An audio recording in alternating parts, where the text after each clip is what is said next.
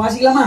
என் ஜனங்கள் அறிவு இல்லாமையினால் செத்து கொண்டு இருக்கிறார்கள். நீ அறிவை வெறுத்தாய், ஆகையால் நீ என் ஆசாரியனாய் இராதபடிக்கு நான் உன்னை வெறுத்து விடுவேன்.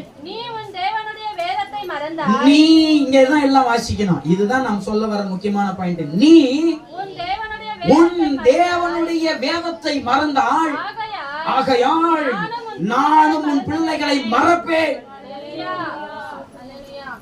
பைபிளை தூக்க நீ மறந்தா உன் பிள்ளைய தூக்க கர்த்தர் விட்டுருவார்.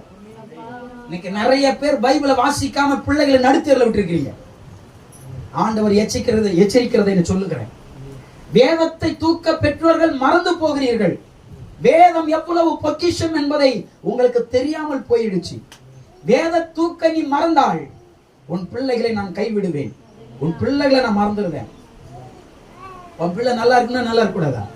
நீ சம்பாதிக்கிறதா யாருக்கு சொல்லுங்க? உங்க சம்பாத்தியம் யாருக்காக சம்பாதிக்கிறீங்க? உங்களுக்காக சம்பாதிக்கிறீங்க, பிள்ளைகளுக்கு சம்பாதிக்கிறீங்க. ஆனா ஆவியானவர் சொல்லுகிறார், நீ சேர்த்து வைக்கிறத விட இன்னொன்னு சேர்த்து வைக்கதான். நீ வேதத்தை தூக்கனா உன் பிள்ளைகளை நான் தூக்குவேன். வேதத்தை தூக்கி பழகுங்க. வேதத்தை வாசிக்க பழகுங்க. வேதத்தை நேசிக்க பழகுங்க. வேதத்தோடு உறவாட பழகுங்க. வேதத்தை நீ தூக்கவில்லை என்னால் கர்த்தர் தூக்க மாட்டார். இன்னொரு வசனம் வாசிக்கலாமா? யோவான் 7:49 வாசிங்க. யோவான் எழுதின புத்தகம் 7வது அதிகாரம் 49வது வசனம் வாசிங்க.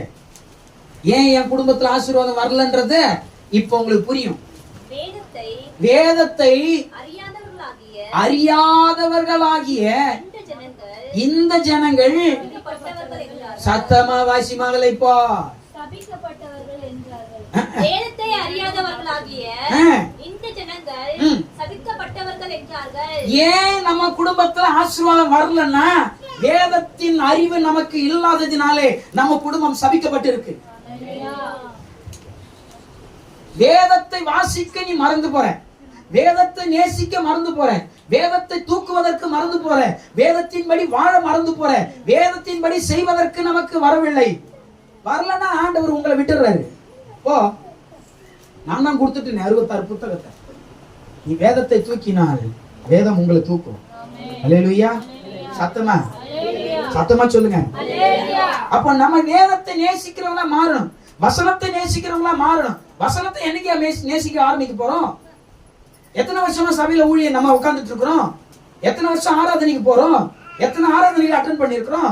எவ்வளவு செய்திகளை கேட்கிறோம்?